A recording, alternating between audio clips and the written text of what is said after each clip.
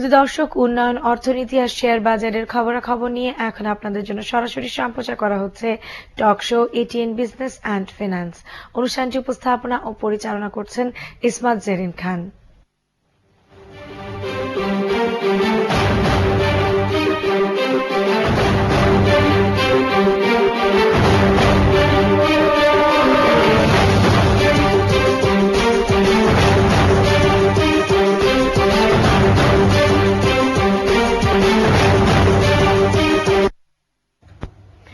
দেশের সামগ্রিক অর্থনীতি উন্নয়ন এবং প্রতিদিনের শেয়ার বাজার নিয়ে এটিএন বাংলা প্রচারিত এটিএন বিজনেস অ্যান্ড ফাইন্যান্স অনুষ্ঠানে সবাইকে আমন্ত্রণ জানাচ্ছি আমি ইসমাত জারিন খান। এই অনুষ্ঠানে আপনি সরাসরি ফোন করে কথা বলতে পারেন 0281897666 এই নম্বরে। তবে দর্শক, ফোন করার সময় অবশ্যই টিভির সাউন্ডটি কমিয়ে নেবেন। আর আজ আমাদের আলোচনার বিষয় হচ্ছে ডেস্টিনি সমবায় কার্যক্রম পরিচালনা। বাংলাদেশের কার্যকর আইনের অধীনে ব্যবসায়ী সাংগঠনিক কাঠামোগুলোর মধ্যে রয়েছে এক মালিকানা, অংশীদারি, যৌথ মূলধনী কোম্পানি ও সমবায় কার্যক্রম। অন্যান্য ব্যবসায়ী সাংগঠনিক কাঠামো আর সমবায় সমিতির কাঠামো কিছুটা ভিন্ন হওয়ায় এর পরিচালনা ব্যবস্থা ও কার্যক্রম সমবায় আইনের অধীনে ডিপার্টমেন্ট অফ কোঅপারেটিভের মাধ্যমে পরিচালিত হয়। 60-এর দশকের প্রথম দিকে জনাব আক্তার হামিদ খানের নেতৃত্বে এ অঞ্চলে সমবায়ের সূচনা ঘটে। বর্তমানে বাংলাদেশের আনাচে কানাচে হাজার হাজার কোঅপারেটিভ সোসাইটি গড়ে উঠেছে। আজ আমরা পরিশোধিত মূলধন, সদস্য সংখ্যা ও সার্বিক কার্যক্রমের পরিধির ভিত্তিতে বাংলাদেশের সর্ববৃহৎ সমবায় সমিতি ডেস্টিনির মাল্টিপারপাস সোসাইটির কার্যক্রম নিয়ে আলোচনা করব। বিশেষ করে সম্প্রতি বাংলাদেশ ব্যাংক কর্তৃক ডেস্টিনি মাল্টিপারপাস কোঅপারেটিভ নিয়ে যে প্রতিবেদন তৈরি করেছে, উক্ত বিষয়ের বিভিন্ন দিক নিয়ে আলোকপাত করব। আজকে আলোচনার জন্য যারা আমাদের সাথে রয়েছেন, শুরুতেই পরিচয় করে দিচ্ছি। শুরুতেই যিনি রয়েছেন তিনি হচ্ছেন lieutenant general M Harunur Rashid, বীর প্রতীক, অবসরপ্রাপ্ত সভাপতি, ডেস্টিনি গ্রুপ। এরপর যিনি রয়েছেন তিনি হচ্ছেন রোটারিয়ান মিজানুর রহমান শেলি, বিভাগীয় প্রধান, মার্কেটিং বিভাগ, সিদ্ধেশ্বরী বিশ্ববিদ্যালয় কলেজ। দর্শক, আমরা সরাসরি আলোচনা চলে যাচ্ছি। শুরুতেই আপনার কাছে জানতে চাইবো যে ব্যাংকিং কার্যক্রম এবং সমবায় কার্যক্রমের মধ্যে আসলে পার্থক্য কি? প্রথমে আপনাকে ধন্যবাদ জানাই আজকের অনুষ্ঠান আয়োজন করার জন্য। এটা একটা গুরুত্বপূর্ণ প্রশ্ন, কারণ সবকিছুর মূলে রয়েছে এই জিনিসটার বোঝা। ব্যাংকিং কার্যক্রম, ব্যাংক সাধারণত ডিল করে কাস্টমারদের নিয়ে, আর সমবায় কার্যক্রম ডিল করে সদস্যদের নিয়ে। ব্যাংক আপনার যে লেনদেনগুলির মধ্যে আছে তার মধ্যে অনেকগুলি আছে যেগুলি সমবায় করতে পারে না। যেমন এটা কোনো চেক ক্লিয়ার করতে পারে না, সমবায় চেক ক্লিয়ার করতে পারবে না, সমবায় কোনো ড্রাফট ইস্যু করতে পারবে না, সমবায় কোনো এলসি খুলতে পারবে না, সমবায়ের অন্য কোনো ব্যাংকের চেক সমবায় ক্লিয়ার করতে পারবে না। প্রধানত সমবায়টা সীমাবদ্ধ থাকবে সমবায়ের যে সদস্য সংখ্যা, সেই সদস্য সংখ্যার ভিতরে, আর ব্যাংক সাধারণ পাবলিকের মধ্যে, কাস্টমার আর সদস্য, এটি হচ্ছে মেইন তফাৎ। আচ্ছা, এই দিক থেকে আপনি কি তার সাথে একমত? না, আমার মনে হয় যে স্যার যে কথাটা বলছেন যে ব্যাংক তো অলরেডি বাংলাদেশ ব্যাংক দ্বারা নিয়ন্ত্রিত ব্যাংকগুলো, আর কোঅপারেটিভ যেহেতু কোঅপারেটিভ সোসাইটি, সেটাও সরকারের একটা সেল আছে যারা এটাকে নিয়ন্ত্রণ করে। কিন্তু প্রশ্ন হচ্ছে যে ব্যাংক যে কাজগুলো করবে সেটা তো বাংলাদেশ ব্যাংক এটাকে মনিটর করবে, কিন্তু সমবায় তাদের নিজস্ব যারা সদস্য রয়েছে তাদের যে আমানত রয়েছে সেটা তারা সংগ্রহ করবে এবং তাদের মধ্যে সেই ঋণ তারা ডিস্ট্রিবিউট করবে। এটি হচ্ছে সমবায়ের আইনে তারা করবে। কিন্তু যদি এই কোঅপারেটিভ সোসাইটিগুলো যদি ব্যাংকিং কার্যক্রম চালু করে তাহলে কিন্তু এটা বাংলাদেশ ব্যাংকের আইনের পরিপন্থী। এবং সেই অনুযায়ী ডেস্টিনি যে কাজগুলো করছে সেই ব্যাপারে অলরেডি আমরা পত্রিকায় যে সমস্ত রিপোর্টগুলো দেখছি, আপনাদের বিভিন্ন ইলেকট্রনিক্স মিডিয়া যেগুলো আসছে, তো আমাদের বক্তব্য হচ্ছে পরিষ্কার যে ডেস্টিনি গ্রুপ আজকে বাংলাদেশে লক্ষ লক্ষ শিক্ষিত বেকার রয়েছে এবং আজকে একটা স্বপ্ন ডেস্টিনি দেখিয়েছে। তো এই যে যুব সমাজ, শিক্ষিত যুব সমাজ, বেকার যারা, তারা যে ডেস্টিনিতে তাদের বিনিয়োগটা করছে, এবং আজকে আপনি শেয়ার মার্কেটের দিকে তাকান, আজকে শেয়ার মার্কেটে লক্ষ লক্ষ লোক বিনিয়োগ করে কিন্তু তারা সর্বশান্ত হয়ে গেছে। এখন আজকে ডেস্টিনি তারা একটা অর্গানাইজেশন, একটা আপনার কি বলে সরকারের, ওনারা বলছেন যে নিয়ন্ত্রিত অর্গানাইজেশন, ভেরি গুড। তাহলে আমাদের বক্তব্যটা এখানে ক্লিয়ার যে অবশ্যই সেটা সরকার নিয়ন্ত্রণ করবে, আর সরকার যদি সেটা প্রপারলি নিয়ন্ত্রণ করে তাহলে এটা নিয়ে এই যে আজকে পত্রিকায় যে সমস্ত রিপোর্টগুলি হচ্ছে, আমার মনে হয় যে ডেস্টিনির সভাপতি হিসাবে আমার মনে হয় যে স্যার চেয়ারম্যান হিসাবে স্যার এটা আজকে ব্যাখ্যা করবেন যে আসলে এগুলো সমস্ত কিছুই সরকারের যে নীতিমালা আছে সেই নীতিমালা মেনেই ওনারা করছেন। এখানে আমি একটু যোগ করতে চাই, বাংলাদেশে প্রায় 1.5 লক্ষাধিক সমবায় সমিতি আছে।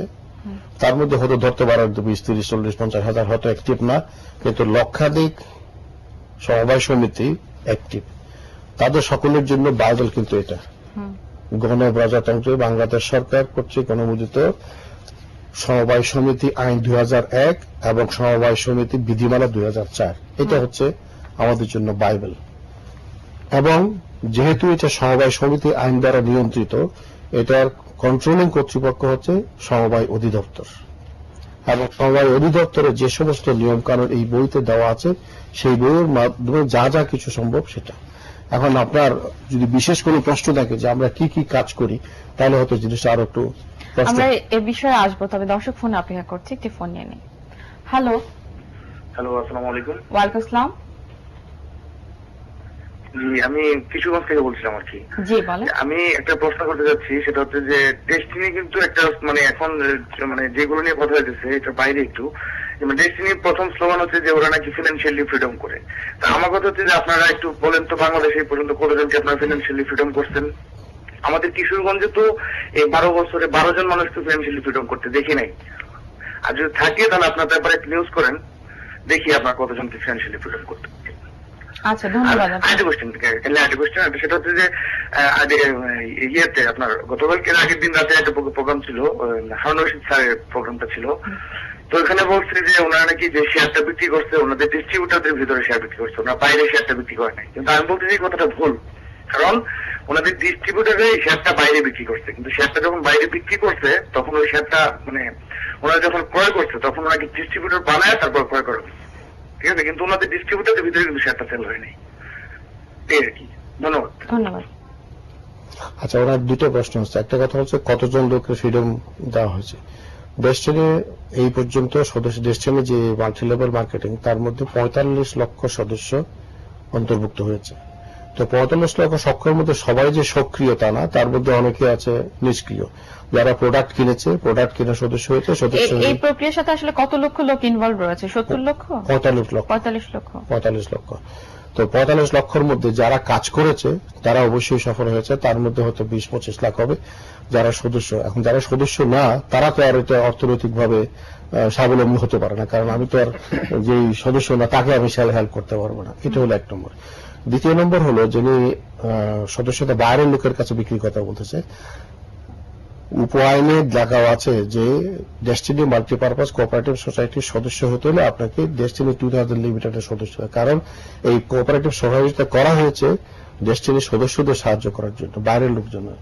কাজে ডেস্টিনির সদস্য যে সেই কিন্তু মাল্টিপারপাস কোঅপারেটিভ সোসাইটি। এখন যদি আপনি ডেস্টিনির সদস্য হয়ে যদি মাল্টিপারপাস কোঅপারেটিভ সোসাইটির সদস্য হতে চান, তাহলে তো আমি আপনাকে না করবো না। এখন প্রশ্ন আসছে একটা, যে আপনারা শেয়ার বিক্রি করেছেন। এখন এই আইনে আপনি যদি ডেস্টিনি মাল্টিপারপাস কোঅপারেটিভ সোসাইটির সদস্য হতে চান, আপনাকে অন্ততপক্ষে একটা শেয়ার কিনতে হবে এবং এটা পূর্ণভাবে পে করতে হবে, তাহলে আপনি সদস্য হতে পারবেন। এখন প্রতারণার প্রশ্ন যখন আসছে, সেখানে আমি জিজ্ঞাসা করি, আপনি টাকা দিয়েছেন, শেয়ার কিনেছেন, আপনি শেয়ারের সার্টিফিকেট পেয়েছেন কিনা, তারপরে বৎসরান্তে শেয়ারের ডিভিডেন্ড পেয়েছেন কিনা। আপনি যদি শেয়ারের সার্টিফিকেট পেয়ে থাকেন, বছরান্তে যদি আপনি শেয়ারের ডিভিডেন্ড পেয়ে থাকেন, তাহলে প্রতারিত হয়েছে কে সেটা আপনাকে বলতে হবে। যদি যে শেয়ার পেয়েছে, যে শেয়ার সার্টিফিকেট পেয়েছে, যে ডিভিডেন্ড পেয়েছে, সে যদি প্রতারিত না হয়, তাহলে প্রতারিত হলোটা কে? এখন উনি যেটা বলছেন যে বাইরের লোকটা কারা? বাইরের লোক তো কেউ নেই এখানে। এখন আপনি ইনভেস্ট করেছেন, সেই ইনভেস্টমেন্টের যদি সার্টিফিকেট পেয়ে থাকেন, সেই ইনভেস্টমেন্টের যদি আপনি ডিভিডেন্টের সময় মতো পেয়ে থাকেন, তাহলে তো প্রতারণার প্রশ্ন আসে না তো এখানে। আচ্ছা, আমরা একটা দর্শক ফোন নিয়ে নিচ্ছি। হ্যালো। জি জি বলুন, নামটি বলে প্রশ্নটি করুন। জি, প্রশ্ন করব। জি। আচ্ছা, তো আমি এই আবু বকর সিদ্দিক কাজল জগন্নাথ বিশ্ববিদ্যালয় থেকে বলছিলাম। জি। তো আমার প্রশ্ন হচ্ছে, ডেস্টিনি সম্পর্কিত যে পত্রিকাগুলোতে তাদের অনিয়মের কথা বলা হচ্ছে, তো এইগুলো কেন করা হচ্ছে? মানে আমরা সাধারণ জনগণ হিসেবে, সাধারণ মানুষ হিসেবে জানতে চাই যে তাদের মূলত সমস্যাটা কোন জায়গায়, সেটা আমাদের পরিষ্কার জানা দরকার। আচ্ছা, ধন্যবাদ আপনাকে। উনি বলতে চাচ্ছেন যে অনিয়ম হচ্ছে, এটি আসলে কেন হচ্ছে, আসলে কি অনিয়ম হচ্ছে এবং কতটা অনিয়ম হচ্ছে? এটা প্রশ্নটা হচ্ছে যে আপনি আগে চুরি হয়েছে গেলে সেটা আপনি ধরেন, তারপরে আপনি চোর ধরেন। এখন ওই চুরি হয়েছে গেলে সেটা না করে আপনি চোর ধরতে গেলে তো এই সমস্যা হবে। এখন এরা কেন হচ্ছে সেটা আমি বলি। এটা হচ্ছে যে একটা ব্যবসায়িক প্রতিষ্ঠান যদি ভালো করে এত কিছু করতে পারে, আপনি 45 লক্ষ সদস্য সংগ্রহ করেছেন, 45 লক্ষ সদস্যের মধ্যে অন্তত 20 লক্ষ সদস্য অর্থনৈতিকভাবে নিজের পায়ে দাঁড়াতে পেরেছে, এই যে সফলতা, এটা অনেকের কাছে ঈর্ষার কারণ, অনেকের কাছে এটা হিংসার কারণ। না স্যার, আমার বক্তব্যটা স্যার আপনার না, আমি শেষ করি। স্যার, এখন কথা হচ্ছে যে আপনি যে কথাগুলি বলছেন যে বাংলাদেশ ব্যাংকের রিপোর্ট অনুযায়ী এটা একটা ভুল, কিন্তু সেটা আগে প্রমাণ করতে হবে যে সেই জিনিসটা ভুল, সেটা প্রমাণ না এর থেকে করে। যদি একটু আমি জানতে চাই যে বাংলাদেশে এমএলএ নিয়ে যে প্রতারণা বা অনিয়মের যে অভিযোগ উঠেছে, এটি আসলে আপনি কি বলতে চাচ্ছেন সত্য না? বাংলাদেশ ব্যাংক বলছে যে অবৈধ ব্যাংকিং কার্যক্রম পরিচালনা করছে, সেখানে আমি ব্যর্থহীন ভাষায় বলতে চাচ্ছি আমরা ব্যাংকিং কার্যক্রম পরিচালনা করছি না। আমরা যেটা করছি সেটা হচ্ছে সমবায় সমিতি আইন অনুযায়ী যে সমস্ত আর্থিক লেনদেন সমিতির সদস্যদের মধ্যে করা যায় সেটা করেছি। আমি এই আইনের একটা ধারা আপনাকে পড়ে শোনাতে চাই। উনি শেয়ারের কথা বলছেন তো,